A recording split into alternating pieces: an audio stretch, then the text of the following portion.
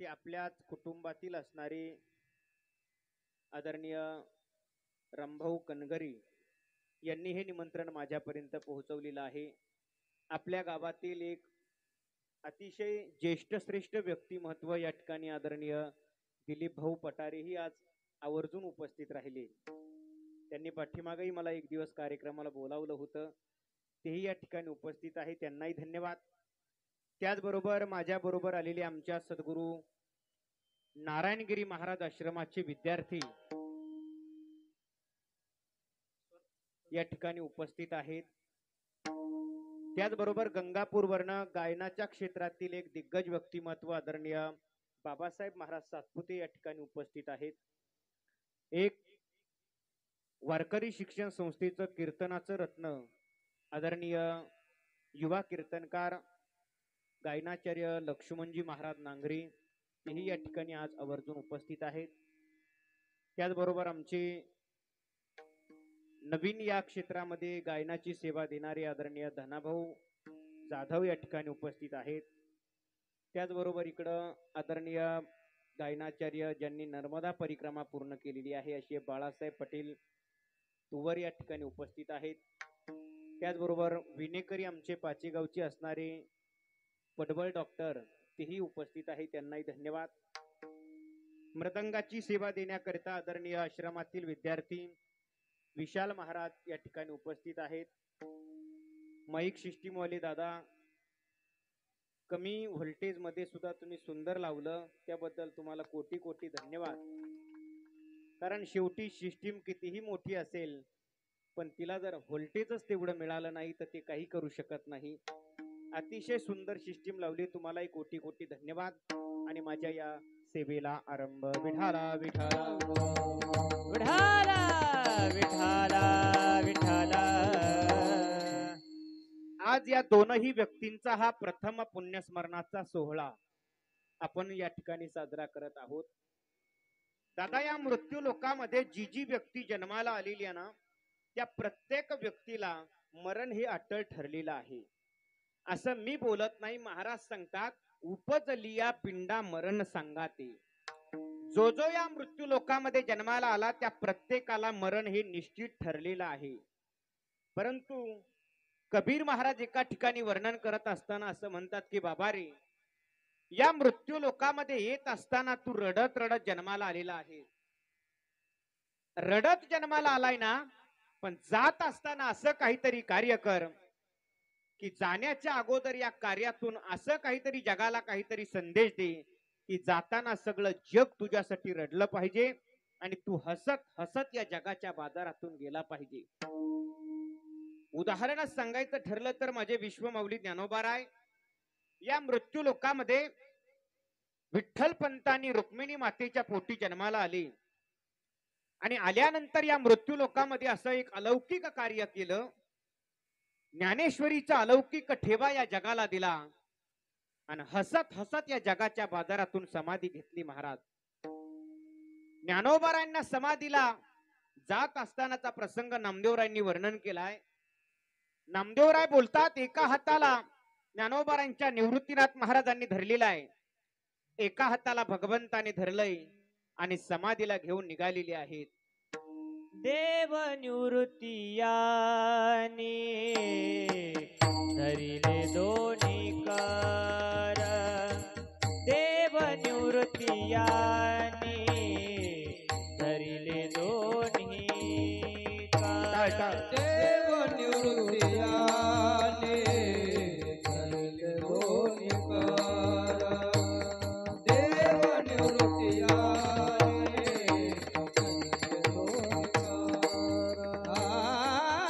जातो ज्ञानेश्वर ज्ञानेश्वर पैसावया. जातो ज्ञानेश्वर पैसावया. देव निवृत्ती याने धरिले दोन्ही कार.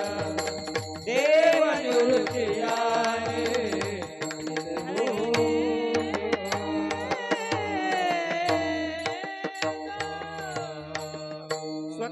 जगाचा मालक ज्ञानोबारायला समाधीला बसवण्याकरता निघतायत आणि जात असताना निवृत्तीनाथ महाराजाच्या मनाची अवस्था नामदेवरायांनी वर्णन करून सांगितलेली आहे.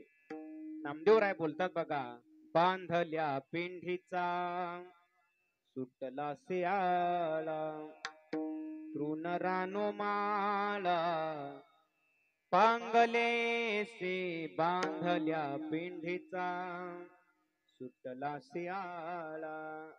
अरे आपल्या शेतामध्ये गव्हाच्या ज्या वेळेला आपण गहू सोंगतो आणि त्याची पिंडी बांधतो ना, आणि एखादी वाऱ्याची झुळूक जर आली ना, जसं त्या पिंडीचा धागा तुटतो आणि धागा तुटल्याबरोबर सगळी प्रत्येक तिनका तिनका अस्ताव्यस्त होतो ना, तशी अवस्था निवृत्तीनाथ महाराजांच्या मनाची त्यावेळेला झालेली होती. महाराज का बोलतोय मी हे सगळं? या मृत्यू लोकामध्ये ज्ञानोबाराय आले. अरे जगानं रडावं याच्यात नवल नाही. या जगाचा मालक सुद्धा ज्ञानोबारांना समाधीला बसवत असताना ढस ढसा रडत होता. हो देव म्हणते रुक्मिणी, हा एकची योगी देखिला नयनी, हेच ज्ञान संजीवनी जाण त्रैलोक्याची. कधीतरी आपलं जीवन दादा असं असलं पाहिजे ना. अरे आपण रडत आलोय ना, पण जाताना आपल्या कुटुंबासाठी, आपल्या गावासाठी, आपल्या गल्लीसाठी असं जगा की आपण गेल्यानंतर आपल्यासाठी आपला गाव, आपली गल्ली, आपलं कुटुंब तरी किंबहुना रडलं पाहिजे ना. हो आता बऱ्याच वेळेला असं होतं महाराज, एखादा मनुष्य गेला आणि ज्या वेळेला बातमी कळते ना अमुक अमुक मनुष्य गेला, तर या जगात दोन प्रकारचे वर्ग आहेत. एक वर्ग असा आहे, तुमच्या गेल्याची बातमी कळाली रे कळाली की तो वर्ग म्हणत असतो बरं झालं गेला, काय सांगावं त्याचे, या गावात घोटाळे, त्या गावात घोटाळे, बरं झालं गेला, असा म्हणणारा एक वर्ग आहे.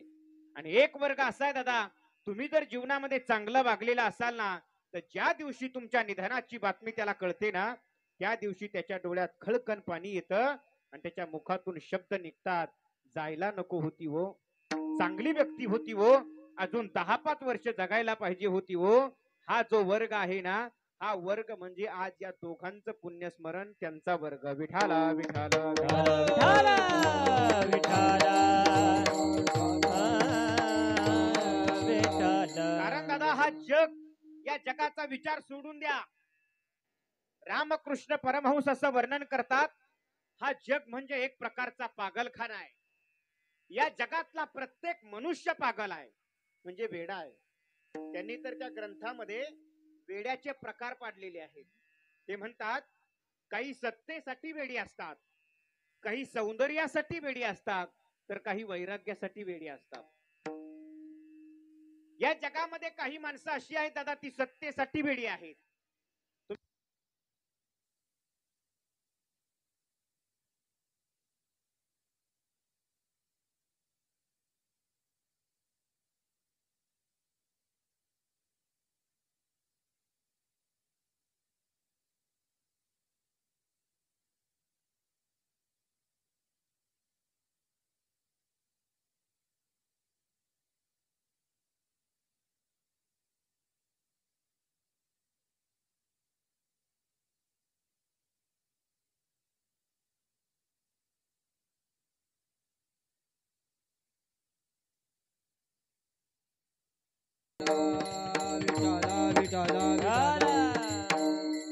या जगामध्ये एक वर्ग असा आहे दादा, की तो सत्तेसाठी वेडा आहे. पुराणामध्ये जर तुम्ही बघितलं तर पुराणामध्ये इंद्र हा सत्तेकरिता वेडा आहे. कुणाचीही तपश्चर्या वाढायला लागली की त्या इंद्रांना अप्सरा पाठवायची. का? तर त्याला असं वाटायचं कुणीतरी तपश्चर्या करतोय म्हणजे माझं पद मिळवण्याकरताच तपश्चर्या करतोय. त्याला सत्तेची भीती आहे. तुम्ही बघा, विश्वामित्राची तपश्चर्या वाढायला लागली तर इंद्रानं मेनकेला पाठवलं. शुकाचार्यांची तपश्चर्या वाढायला लागली, अप्सरेला पाठवलं. एवढंच नाही, नारद महाराजांची तपश्चर्या वाढायला लागली तर तिथं कामदेवाला पाठवलं. ज्या वेळेला दक्षाला 10,000 मुलं झाली आणि त्या 10,000 मुलांना दक्षाने सांगितलं, जा वनामध्ये तपश्चर्या करा, तुम्हाला संसार करायचाय, राज्य चालवायचंय, लवकर तपश्चर्या करून या. ती मुलं वनामध्ये साधनेला गेली तर नारद महाराजांची त्यांना भेट झाली आणि नारद महाराजांनी त्यांना निवृत्ती मार्गाचा उपदेश केला तर ती 10,000ची 10,000 मुलं संन्यासी झाली. आणि ज्या वेळेला त्या मुलांच्या बापाला कळालं दक्षाला, त्या दक्षाला राग आला की मुलं मी जन्माला घातली आणि या नारदाने त्याला निवृत्ती मार्गाचा उपदेश केला आणि संन्यासी बनवलं.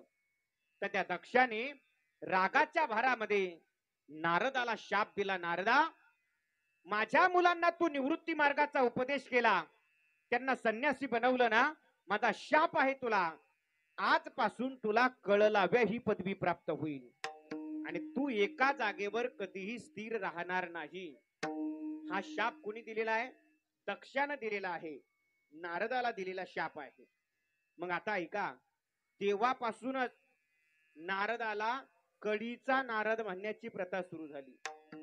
आपण बोलता बोलता कधी कधी म्हणून जातो, तू तर लई कळीचा नारद आहे, हे तिथपासून आलेलं आहे. आणि मग नारदाला ज्या वेळेला शाप मिळाला, तो दक्षाचा शाप खोटा करण्यासाठी नारद महाराज नारायण सरोवरावर तपश्चर्याला गेले. आता हे नारायण सरोवर कुठं आहे? हे नारायण सरोवर ज्या वेळेला आपण द्वारकेला जातो आणि बेट द्वारकेला जातो ना, त्यावेळेला तिथं ओखा नावाचं बंदर आहे आणि त्या ओखा बंदराच्या जवळ नारायण सरोवर आहे. त्या ठिकाणी नारद महाराज साधनेला बसले दक्षाचा शाप खोटा होण्यासाठी. पण इंद्राला, आता बघा, नारदाच्या मनात इंद्र नाहीये, पण इंद्राच्या मनात नारद आहे. त्या इंद्राला वाटलं हा नारद जी तपश्चर्या करतोय ना, कदाचित इंद्र पद मिळवण्यासाठी तपश्चर्या करतोय. म्हणून त्या इंद्रानं नारदाची तपश्चर्या भंग करण्यासाठी कामदेवाला पाठवलं. का? इंद्र हा सत्तेकरिता वेडा आहे. विठाला विठाला विठाला विठाला विठाला. या जगामध्ये एक वर्ग असा आहे दादा, साठी वेडा आहे. राजा ययाती हा सौंदर्याकरिता वेडा आहे. ज्या वेळेला त्याने स्वतःच्या आयुष्यामध्ये फक्त भोगच भोगले आणि ज्या वेळेला त्याला शुकाचार्याने शाप दिला, राजा तू म्हातारा होशील, त्यावेळेला पाय धरले शुकाचार्यांनी, सांगितलं महाराज मला असा शाप देऊ नका, माझी अजून इच्छा पूर्ण झाली नाही, मला आणखी फार भोग भोगायचे. त्यावेळेला शुकाचार्यांनी सांगितलं, राजा आता तुला तर शाप दिलेला आहे, पण जर तुला कुणी तारुण्य देत असेल तर त्याचं तारुण्य घेऊन तुला आणखी भोग भोगता येऊ शकतात. तो राजा ययाती सौंदर्यासाठी इतका वेडा होता की त्याने स्वतःच्या मुलाचं, पुरु नावाचा मुलगा, त्याचं 1000 वर्षाचं आयुष्य घेतलं आणि ते 1000 वर्ष फक्त भोगच भोगले. आणि शेवटी त्याच्या मुखातलं वाक्य होतं, तो सांगतोय, मी माझ्या आयुष्यामध्ये फक्त भोगच भोगले, पण मला एवढं मात्र कळालंय, न जातु काम कामाना मुप भोगे न शाम्यती हविषा कृष्ण वर्तमैव भूय एवाभिवर्धते. तो राजा ययाती सांगतोय, मला एक कळालंय, तुम्ही कामाचा जेवढा भोग घ्याल तेवढा तो वाढत जातो पण कमी होत नाही. हे का सांगितलं तर काही या जगामध्ये सौंदर्याकरता वेडा असतात, त्याच्यातला आहे राजा ययाती. विठाला विठाला विठाला विठाला विठाला विठाला. या जगामध्ये एक वर्ग असा आहे दादा की तो वैराग्यासाठी वेडा असतो आणि जे वैराग्यासाठी वेडे असतात त्यांना मृत्यू लोकांमध्ये संत म्हटलं जातं. उदाहरणार्थ शुकाचार्य महाराज, किती वैराग्य आहे शुकाचार्यांचं सांगू तुम्हाला. एकदा विको कमी करा आणि आवाज मोकळा करा. एक दिवस जनकाच्या पत्नीने जनकाला विचारलं होतं, स्वामी नारदही ब्रह्मचारी आहेत, शुकाचार्यही ब्रह्मचारी आहेत, मग नेमकं दोघातला श्रेष्ठ ब्रह्मचारी कोण? जनकानं सांगितलं, राणी असा निर्णय देता येणार नाही, दोघही आपापल्या परीने श्रेष्ठच ब्रह्मचारी आहेत. पण ती जनकाची पत्नी तिनं सांगितलं, नाही मी परीक्षा घेते. आणि म्हणून तिनं काय केलं, नारदालाही निमंत्रण दिलं, शुकाचार्यांनाही निमंत्रण दिलं. दोघही आले आणि त्या जनकाच्या धर्मपत्नीने सुंदर असा लावण्यवती शृंगार केला, जणू का एखादी अप्सरा स्वर्गातून खाली आली.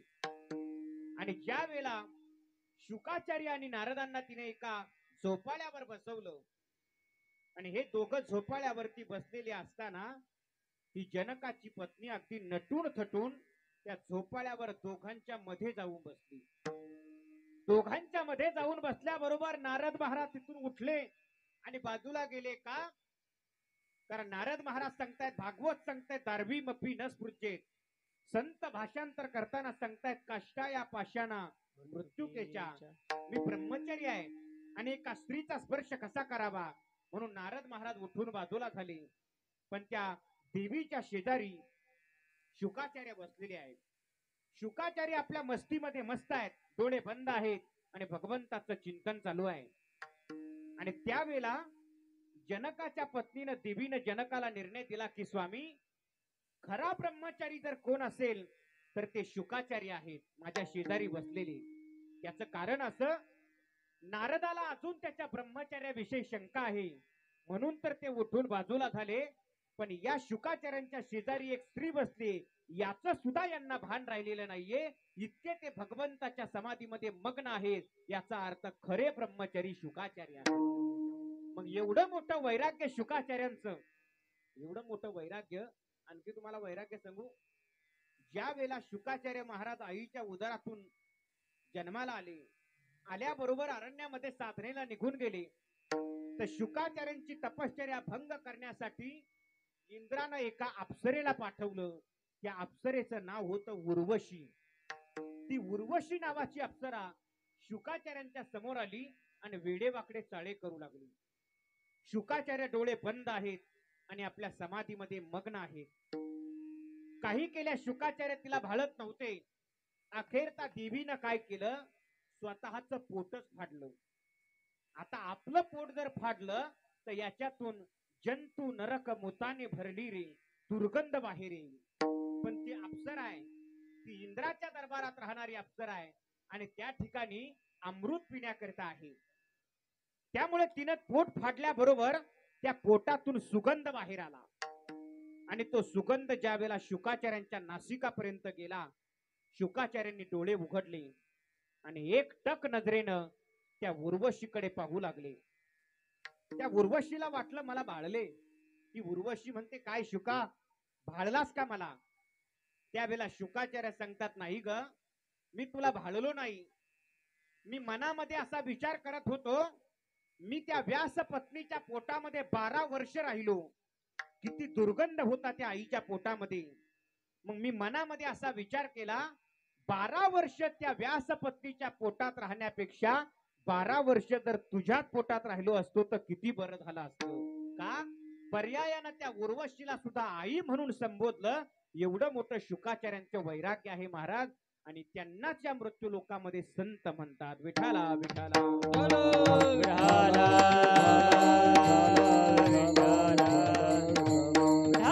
अरे संत संत म्हणजे काय? शास्त्र सांगतंय, सन्मार्गवर्तीन संत हा तद्रूपेण विद्या विनय वृद्धये स एव वर्तत इति संतहा. सन्मार्गाने वर्तन करणारे, विद्या विनय यामध्ये परिपक्व दशा गाठलेले आणि जगाच्या कल्याणाकरता अवतीर्ण झालेले, त्यांना या मृत्यू लोकामध्ये संत म्हटलं जातं महाराज. आणि त्या संतांची ही अभंग रचना आज आपण सेवेकरिता निवडलेली आहे. मी अभंगाची प्रस्तावना तुमच्या समोर मांडत आहे. संतांनी जे अभंग निर्माण केले ना दादा, ते काय कोण्या एसटी स्टँडवर बसून निर्माण नाही केले. त्यांच्या अंतकरणामध्ये जसा प्रसंग निर्माण झाला तशी ती अभंगाची रचना बाहेर पडली. कधी कधी त्यांच्या अंतकरणामध्ये समाजाबद्दल कळवळा निर्माण झाला. इतका कळवळा निर्माण झाला की त्यावेळेला त्या संतांनी आपल्या मुखातून उपदेशपर अभंग बाहेर काढले.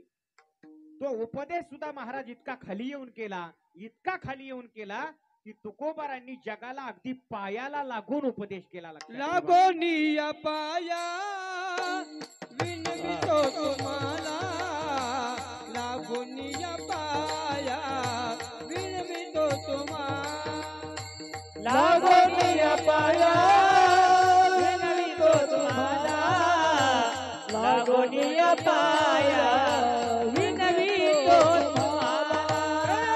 टाळी बोला मुखी नामा, कर टाळी बोला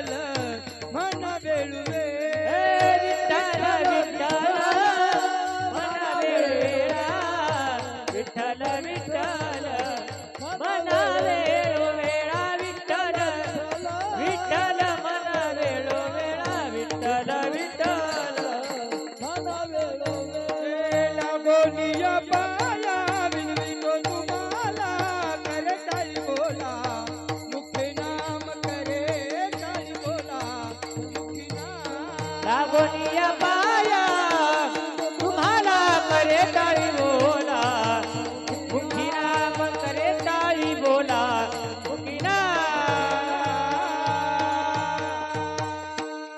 इतका खाली येऊन उपदेश केला दादा की समाजाच्या पाया पडले हो. एवढंच नाही, कधी कधी त्या भगवंताचा विरह सहन झाला नाही त्यावेळेला विरहिणीचे सुरू म्हटली. कधी कधी ना इलाजानं देवाकडे मागण्याची इच्छा केली तर मागणी सुद्धा अशी मागितली की देवा तुझा विसर न व्हावा. या संतांची ही अभंग रचना आहे महाराज. तुम्ही जर या गाथ्याचं परिशीलन केलं ना तुकोबारायांच्या, तर तुकोबारायांच्या गाथ्याचं परिशीलन करा, नक्की तुमच्या लक्षामध्ये एक गोष्ट येईल.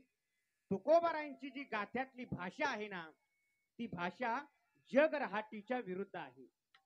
म्हणजे समाज एका मार्गाने चाललाय आणि तुकोबारा एका मार्गाने चाललाय.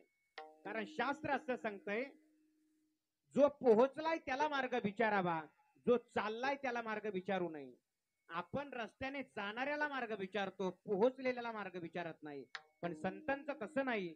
वेद मार्गे मुनी गेले त्याची मार्गे चालिलो. जो जे गेले वेद मार्गाने त्या मार्गाने तुकोबारांचं अनुकरण आहे.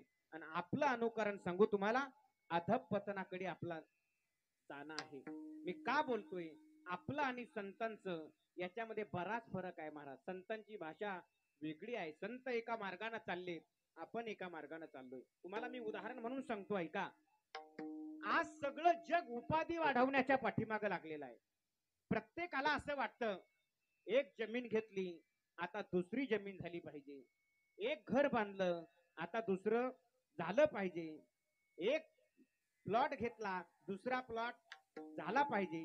प्रत्येकाला काही ना काही उपाधी वाढवण्याच्या पाठीमागे प्रत्येक जण लागलाय. तुमचं सोडा, आमचं सांगू का तुम्हाला, आमच्या नावापुढे पत्रिकेत जर एखादी पदवी लावली नाही तर आम्ही लोक कीर्तनाला सुद्धा येत नाही. हे घडलेलं आहे, अनेक ठिकाणी आहे. काहीतरी पदवी लावावी लागते. लक्ष्मण महाराज कीर्तन केसरी, कीर्तन पिवळी, कीर्तन हिरवी, त्याच्याशिवाय कीर्तनाला आम्ही येत नाही. मी का बोलतोय, प्रत्येक मनुष्य आज या मृत्यू लोकामध्ये काही ना काही उपाधी वाढवण्याच्या पाठीमागे लागलेला आहे. पण जगद्गुरु तुकोबारा देवाला सांगतात, देवा मला उपाधी वेगळं करा.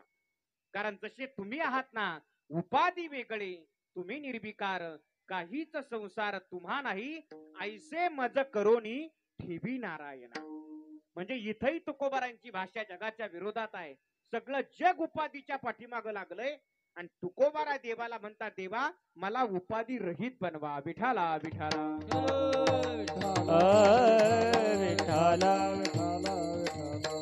दुसरा मुद्दा ऐका.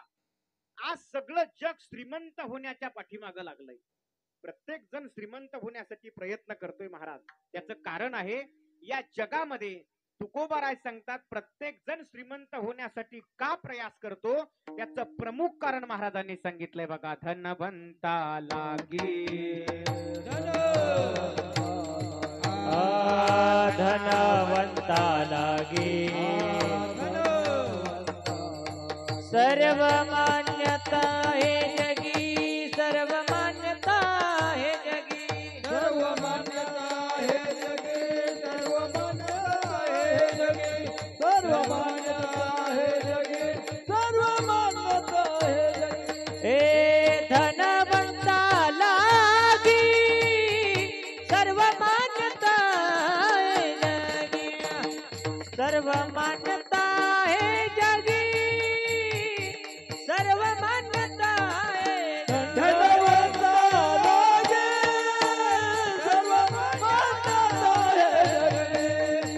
सर्व मान्यता हे जगी, सर्व मान्यता हे जगी, सर्व मान्यता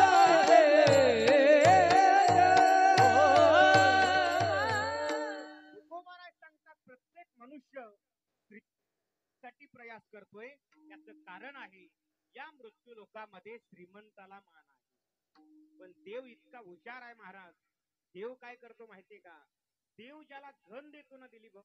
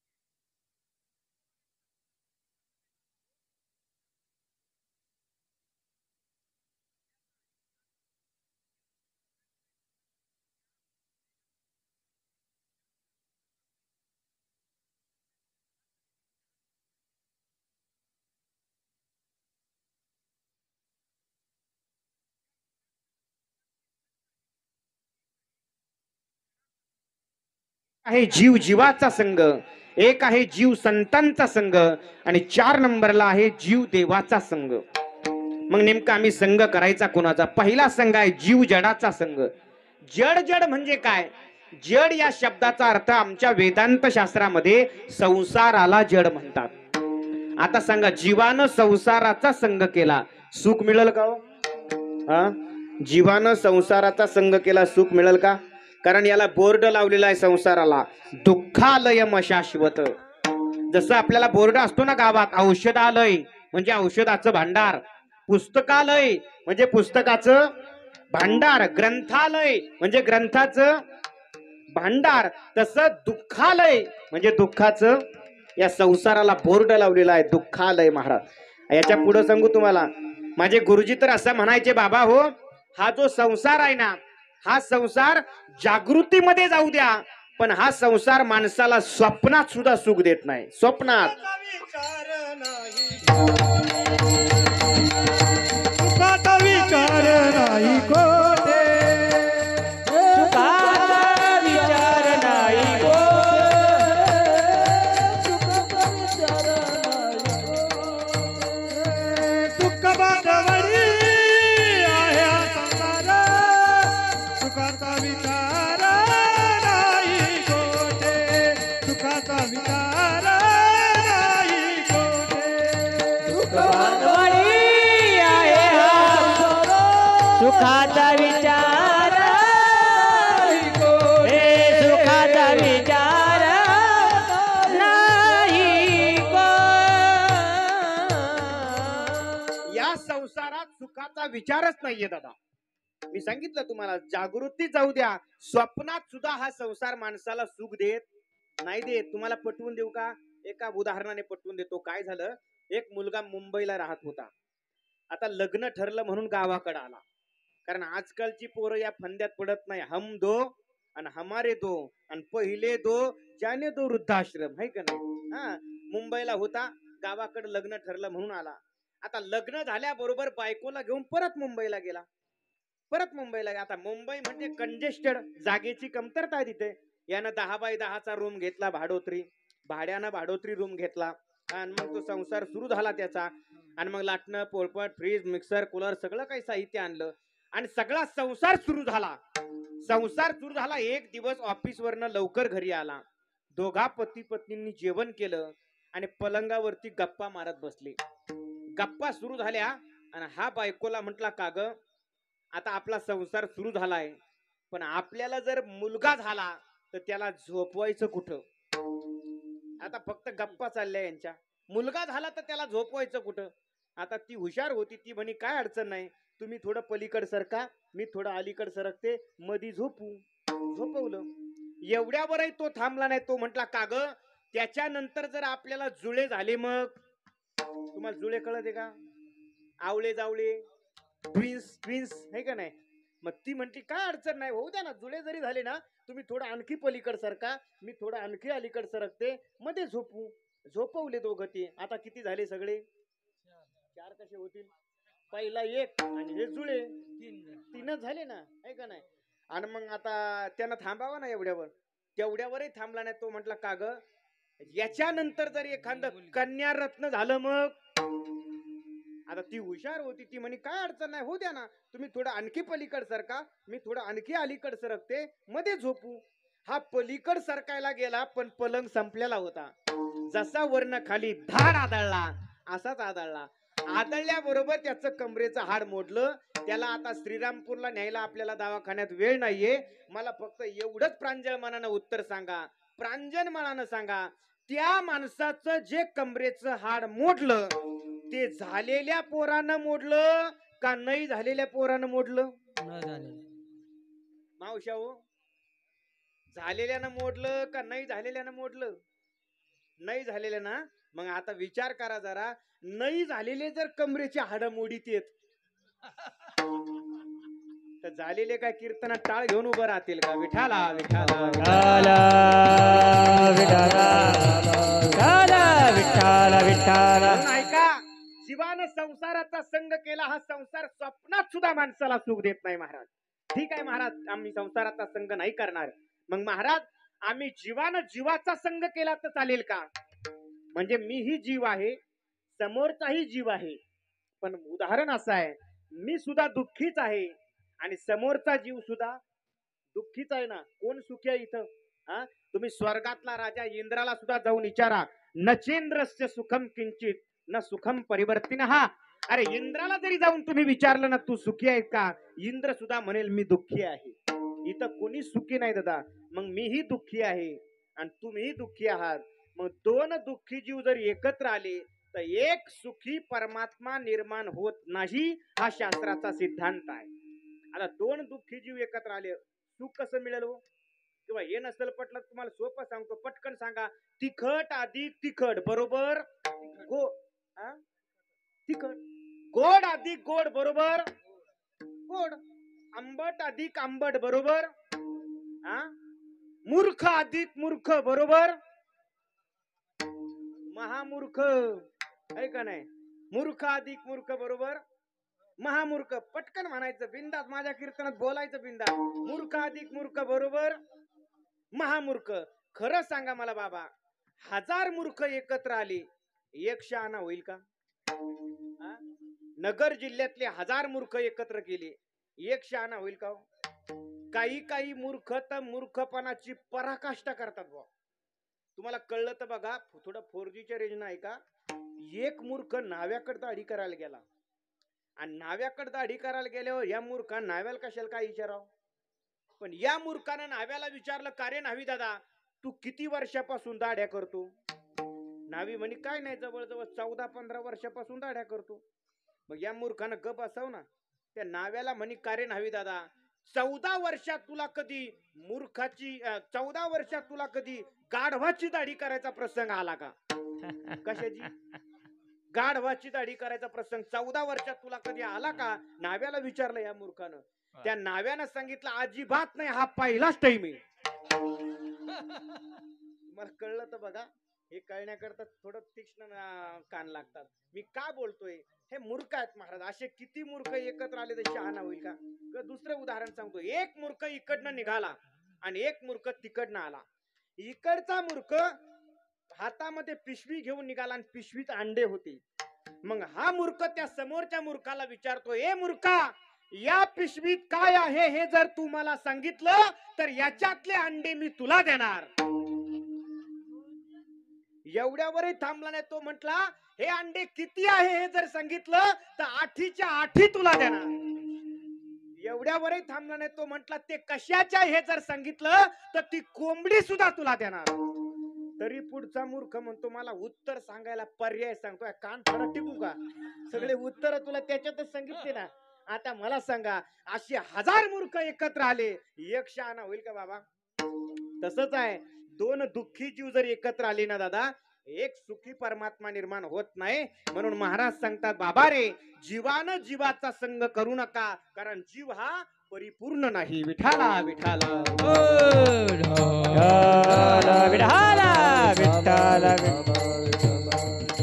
मग करायचाच असेल तर जीवानं संतांचा संग करा, करायचाच असेल तर जीवानं देवाचा संग करा. दादा, संतांचा संग नक्की करा. कारण एका ठिकाणी एका कवीनं म्हटलंय बघा, संतन के संग लाग रे तेरी अच्छी बनेगी. संतन के संग लाग रे तेरी अच्छी बनेगी.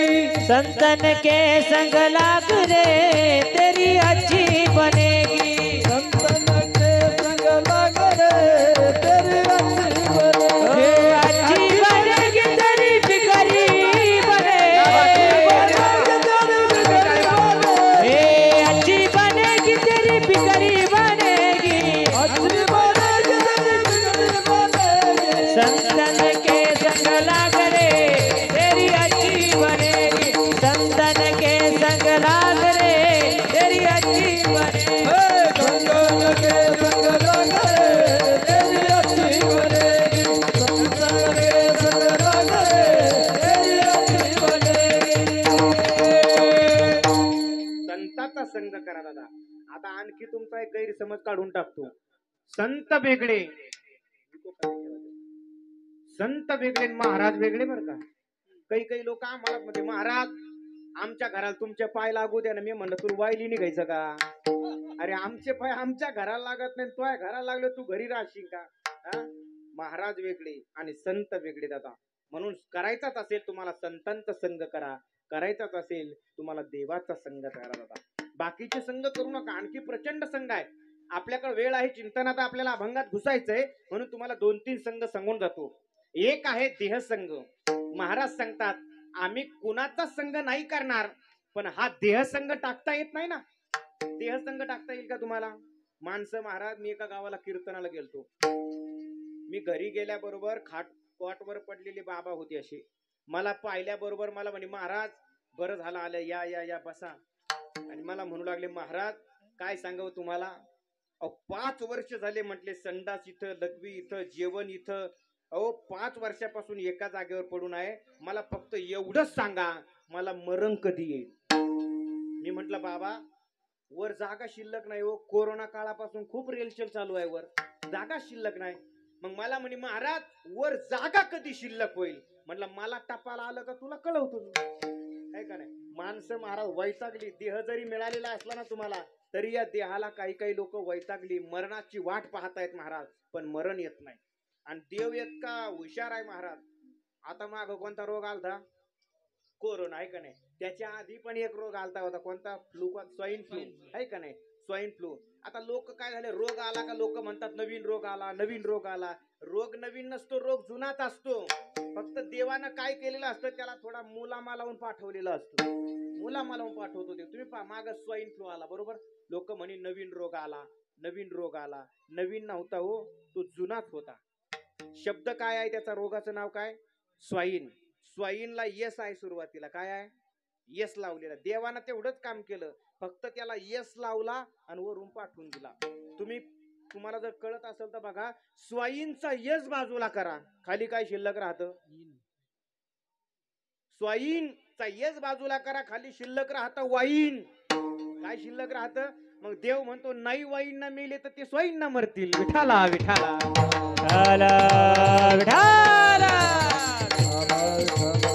ऐका ऐका, मला मुद्दा एवढाच सांगायचा आहे. अनेक अनेक रोग उद्भवतात दादा, कधी पॅरालिसिस, कधी अटॅक येईल. म्हणून हे शरीर आहे ना, हा देहसंग आहे.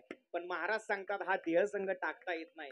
आणि सूत्र असं आहे दादा, तुम्ही एकदा देहसंग केला की या देहाच्या संबंधाने बाकीचे सगळे संघ तुम्हाला आपोआप करावे लागतात महाराज, आपोआप करावे लागतात.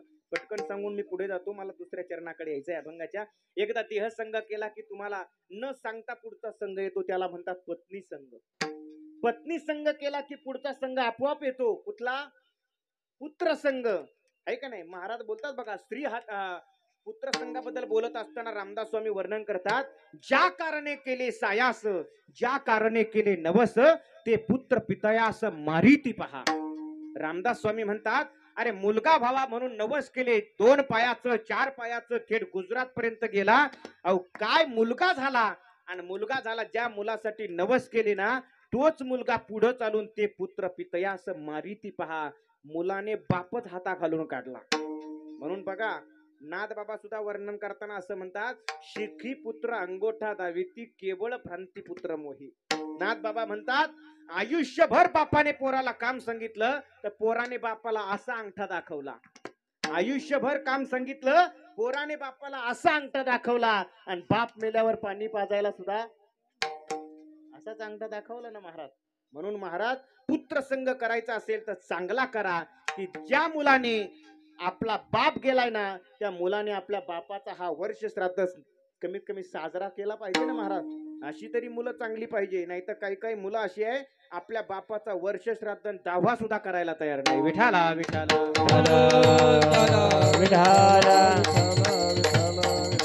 ऐका, एकदा तुम्ही हा पुत्र संघ केला की नंतर या सगळ्या कुटुंबाचं पालन पोषण करण्यासाठी तुम्हाला आणखी एक संघ करावा लागतो. कोणता? धनसंघ म्हणतात त्याला. पैसा मिळवणं अवघड आहे, पैसा सांभाळून ठेवणं अवघड आहे. आणि चोरानं नेलं तर त्याच्यासारखं दुःख नाही महाराज. आयुष्यात माणसाला सगळी सोंग करता येतात, पण पैशाचं सोंग करता येत नाही महाराज. पैशाचं सोंग नाही करता येत महाराज, अजिबात कुणालाच करता येत नाही. पण काही काही लोक मी अशी बघितली महाराज, पोटाला खाणार नाही हो, पण नुसतं गबाळ गोळा करून ठेवणार. पोटाला खात नाही लोक, पण नुसते गोळा करून ठेवतात, गोळा करून. तुम्हाला उदाहरण म्हणून सांगू, एका गावाला गेलो तुम्ही, त्या गावचे सरपंच होती ती. मी गेल्याबरोबर त्यांना आनंद झाला, म्हणे महाराज बरं झालं आले, बरं झालं. काय सांगावं तुम्हाला, सकाळपासून इतकं काम. एक टोमॅटोची गाडी भरून दिली, एक गवारची गाडी भरून दिली, एक वांग्याची गाडी भरून दिली, एक आणखी मेथीची गाडी भरून दिली. मी मनात म्हटलं, एवढा माळव जर याच्या घरी आहे तर मग आजच्या सारखं जेवण माझं कुठं होणार नाही. पण प्रत्यक्षात जेवायला बसलो तर बेसन भाकरी म्हणलं करायलाच कोणाला वेळ आहे का? पोटाला खाणार नाही हो, पण नुसतं गव्हाळ गोळा करून ठेवणार. काय झालं, एकदा एका श्रीमंत शेठजीनं प्रचंड कमावलं हो. आता एवढं कमावलं म्हटलं सांभाळावं पण लागेल ना, मग घरात तिजोरीमध्ये ठेवलं. पण तो शेठजी ते राखण करायला तिजोरीच्या जवळच झोपायचा. रात्री 5 जण दिली भाऊ घरात शिरले, आपल्या नाही त्या शेठजीच्या. हा 5 जण घरात शिरले शेठजीच्या.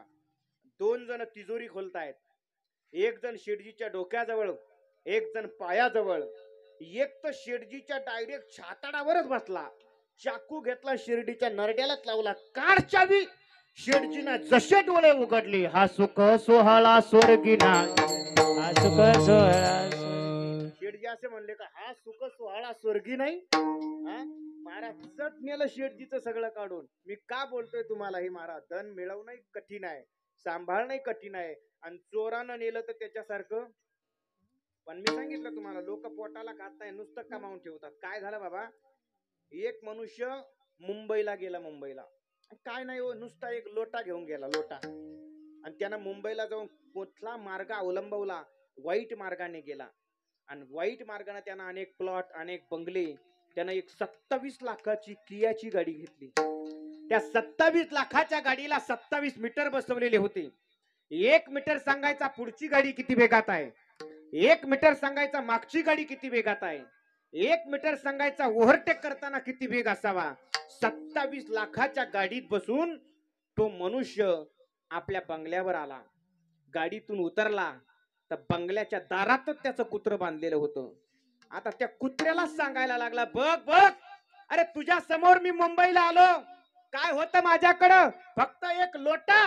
अरे बघ आता माझे एवढे प्लॉट आहेत, एवढे बंगले आहेत, ही बघ 27 लाखाची गाडी घेतली. अरे हिला 27 मीटर आहेत, बघ बघ 27 लाखाची गाडी आहे. हे कुणाला सांगतोय मामा?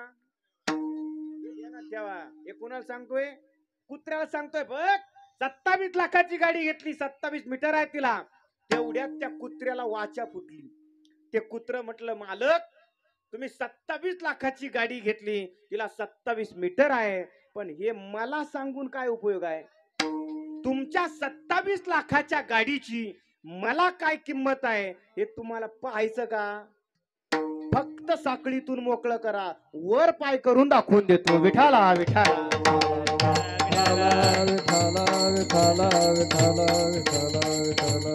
ऐका ऐका, मी हे का बोलतोय सगळं महाराज? धनसंग लोक नुसते गबळ गोळा करून ठेवतात, पोटाला खाणार नाही. भाऊ पोटाला खा, कोणे दिवशी येईल त्याचा भरोसा राहिलेला नाहीये दादा. कारण घडी घडी काळ वाट याची पाही, अजूनही किती आहे अवकाश, त्याचा भरोसा नाहीये महाराज. म्हणून पोटाला खात जा, समाधानी राहत जा, आणि त्याच्यात खरा आनंद आहे महाराज. पण माणसं नुसतं आशेनं पुढं पुढं जात असतात. भर्तृहरी एका ठिकाणी वर्णन करतात. भर्तृहरी म्हणतात, निष्वस्ती शतम शती दशशतम लक्ष्यम सहस्राधिपो लक्षेशाम क्षितिपालसाम क्षितिपती चक्रे शताम वांछती आशा मधिको गताहा. भर्तृहरी म्हणतात, ज्याच्याकडे 10 रुपये त्याला वाटतं 100 झाले पाहिजे, 100 आहेत 1000 झाले पाहिजे, 1000 वाल्याला वाटतं त्याचे 10,000 1,00,000 झाले पाहिजे, नंतर माझा जिल्हा परिषदेला नंबर लागला पाहिजे, नंतर मी तालुक्यातून निवडून आलो पाहिजे, तेवढ्यानं भागत नाही नंतर मी जिल्ह्यातून निवडून आलो पाहिजे, तेवढ्यानं भागत नाही नंतर मी महाराष्ट्रातून मंत्री झालो पाहिजे, नंतर महाराष्ट्रात झालं आता कुठं गेलो पाहिजे, आता केंद्रात मी गेलो पाहिजे, आणि केंद्रात जाऊन मला असं मंत्रीपद भेटलं पाहिजे का मला सगळ्या महाराष्ट्राचं डांबर खायला मिळालं पाहिजे. आहे का नाही? पण आपलं भाग्य आहे हो चांगलं, आपल्या महाराष्ट्राला फार मोठा रस्ते करणारा मंत्री भेटला हो चांगला. काय नाव त्याचं? काय नाव? गडकरी. त्यांचं नाव काय? नितीन गडकरी. पण मी त्यांना तसं नाही म्हणत, मी काय म्हणत असतो, नितीन गडकरी नाही, नितीन रोडकरी. काय म्हणायचं त्याला? नितीन रोडकरी. आणखी सांगू, नितीन रोडकरी नाही म्हणायचं. त्यांचं खरं नाव काय आहे? खरं नाव काय आहे त्यांच्या अगोदर? काय आहे? नितीन. नितीन नाही म्हणायचं, नितीन रोडकरी. काय म्हणायचं? नुसतं नितीन नाही, नितीन रोडकरी, म्हणून नितीन गडकरी. विठाला विठाला.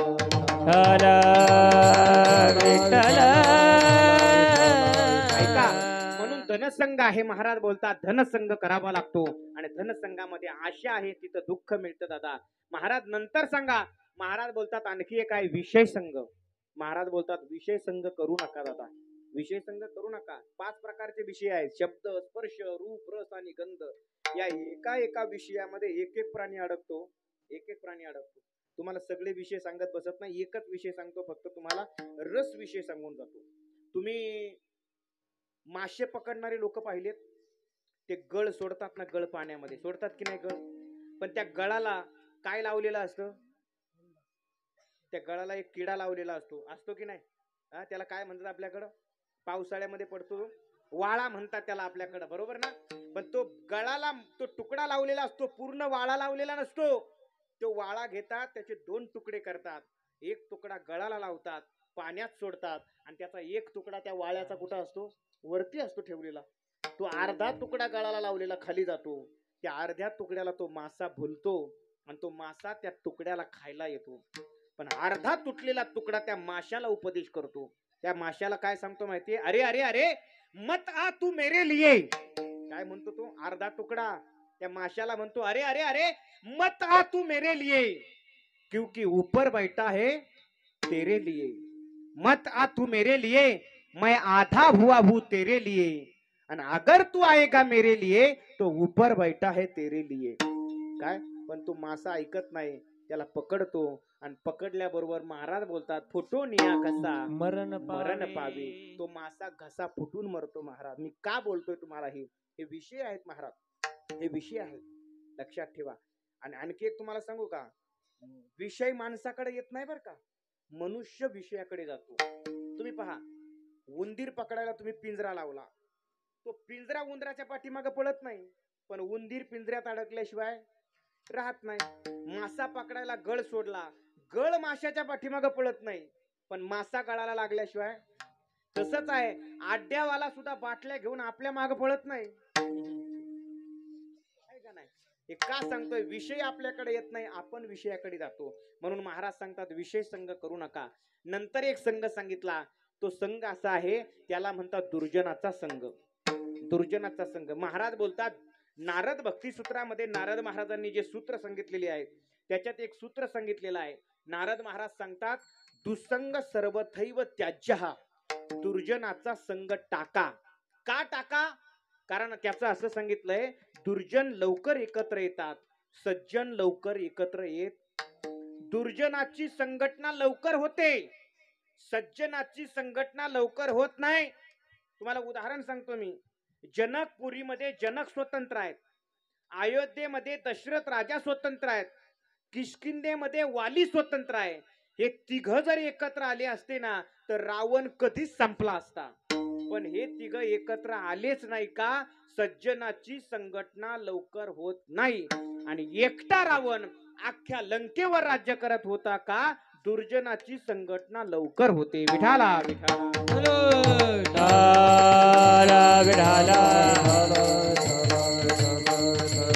म्हणून दुर्जनाचा संघ टाळा दादा. एका ठिकाणी वाक्य आलेलं आहे बघा, दुर्जनम प्रथमम वंदे सज्जनम तदनंतरम. महाराज बोलतात अगोदर वंदन दुर्जनाला करा, सज्जनाला वंदन नंतर करा. विचारलं का अगोदर दुर्जनाला का वंदन करायचं? तर त्याचं उत्तर त्यांनी असं सांगितलं. ते म्हणतात सकाळी झोपेतून उठल्याबरोबर उजव्या हाताचं काम सुरू होण्या अगोदर डाव्या हाताचं काम सुरू होतं म्हणून. नाही कळलं? परत सांगू. दुर्जनाला अगोदर वंदन का करायचं? कारण सकाळी उठल्याबरोबर उजव्या हाताचं काम सुरू होण्या अगोदर डाव्या हाताचं काम सुरू होतं म्हणून. आणि आताही नसलं कळलं तर कीर्तन झाल्यावर जेवण करून जा. विठाला विठाला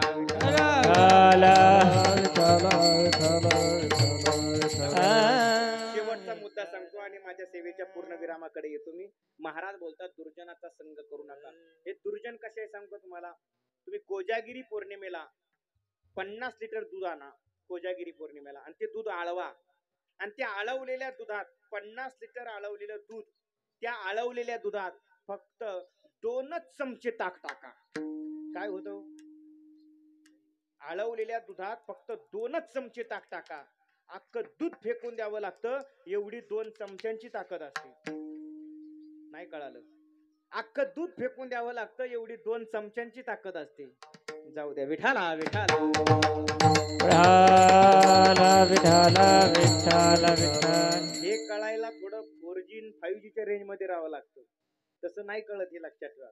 तुम्हाला उदाहरण सांगून जातो. महाराज म्हणतात दुर्जनाचा संग का करू नका. एवढंच उदाहरण सांगतो. 5 मिनिट शिल्लक राहिले आपण थांबून घेणार आहोत. ऐका काय झालं. महाराज बोलतात प्रमाण आहे महाराजांचं प्रमाण नंतर सांगतो उदाहरण अगोदर सांगतो. महाराज म्हणतात एका शेतकऱ्याच्या घरी एक गाय होती. तो शेतकरी त्या गायीला भरपूर खायला प्यायला द्यायचा. ती गाय मस्त पैकी खायची आणि रोहंत करत बसायची. एक गावात फिरणारी गाय असते बघा. गावात फिरणारी गाय असते ना. ती गावात फिरणारी गाय त्या गायीकडे आली शेतकऱ्याच्या गायीकडे आणि त्या शेतकऱ्याच्या गायीला म्हणे का ग काय तुझा मालक रोज तुला बांधूनच ठेवतो. इथं चारा इथंच पाणी चल माझ्या बरोबर. ती शेतकऱ्याची गाय म्हटली काय गरज नाही. मला माझा मालक भरपूर खायला प्यायला देतो. मी मस्त पैकी मजेत राहते. तर ती गावात फिरणारी गाय हुशार असती महाराज. ती त्या शेतकऱ्याच्या गायीला म्हणे अगं तुला कळतंय का रोज रोज घरीच खाते. तुला माहिती नाही का घरचं खाऊन हॉटेलचं खाणारे असतात की नाही. चल आता ती शेतकऱ्याची गाय बोलली ना. तिला बोलल्याबरोबर तिनं ते खुटा उपटला तर त्या गावात फिरणाऱ्या गायी बरोबर गेली. एका वावरात चरायला लागली. आता जी गावात फिरणारी होती ना ती हुशार होती. तिचं रोजच होतं ना. ती काय करायची खाली खात राहायची पण डोळे मात्र वरती असायचे कोणी येतंय का. पण ही कधीच्या मधी गेलेली शेतकऱ्याची गाय तिच्या बरोबर जे खायला लागली ना नुसती लाभ बरकत लाभ बरकत लाभ बरकत खायला लागली. तेवढ्या शेतीचा मालक आला. शेतीचा मालक आल्याबरोबर गावात फिरणाऱ्या गायीनं तो मालक पाहिला आणि पाहिल्याबरोबर तिनं जे कुंपणावरून उडी मारली आणि पळून गेली. हातात कोणती गाय सापडली शेतकऱ्याची गाय. आणि त्या माणसानं इतकी बेदम मारली.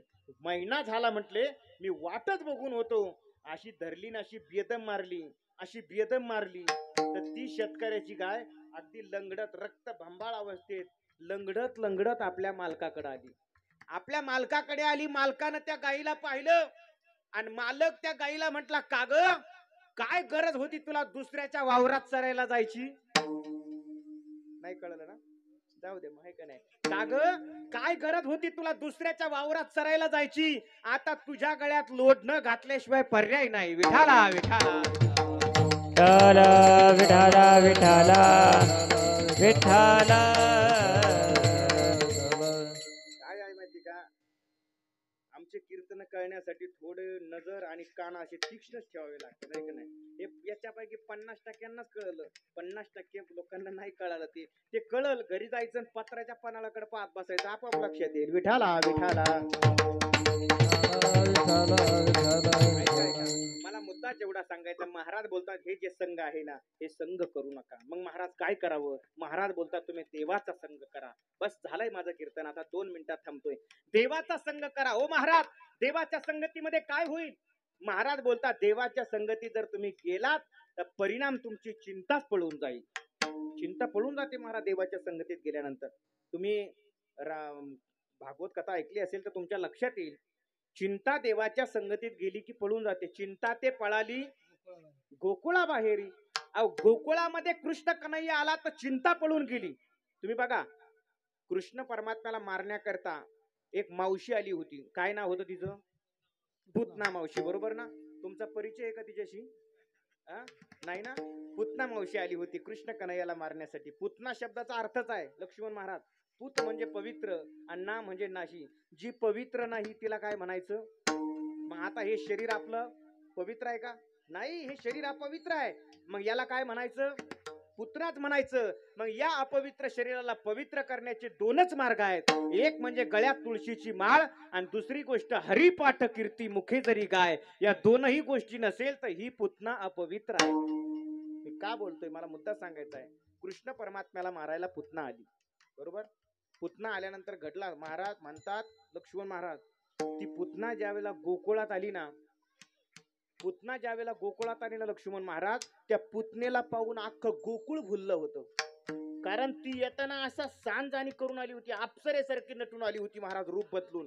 पुतनेला पाहिलं आणि अख्खं गोकुळ भुललं होतं महाराज. का माहितीये का? त्या पुतनेनं नुसता भांग वाळवायला 7,000 घातले होते. विठाला विठाला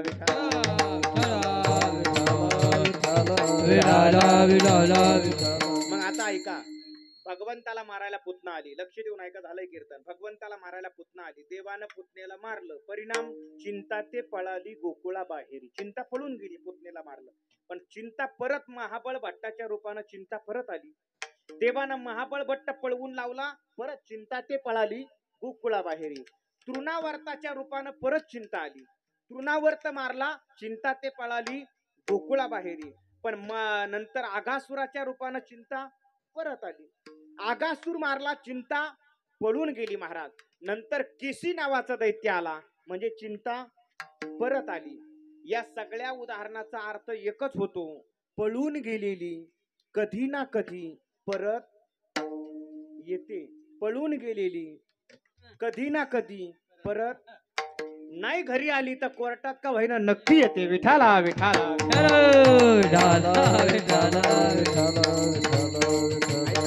दादाही माझं कीर्तन. महाराज बोलतात देवाचा संग करा, साधूचा संग करा, नामचिंतन करा. आणि जर तुम्ही देवाचा संग केला, साधूचा संग केला, आपल्या जीवनात नामचिंतन साधना केली, तर महाराज बोलतात तुमच्या जीवनातील अहम आणि मम हे जे 2 विकार आहेत ना, हे साधूच्या संगतीने संपतील. आणि हे 2 विकार एकदा तुमचे संपले की तुमच्या जीवनामध्ये जी स्थिती येईल त्या स्थितीचं नाव आहे अद्वैत अशी स्थिती. महाराज अभंगाच्या 2ऱ्या चरणात सांगताय, या नावे अद्वैत खरे ब्रह्म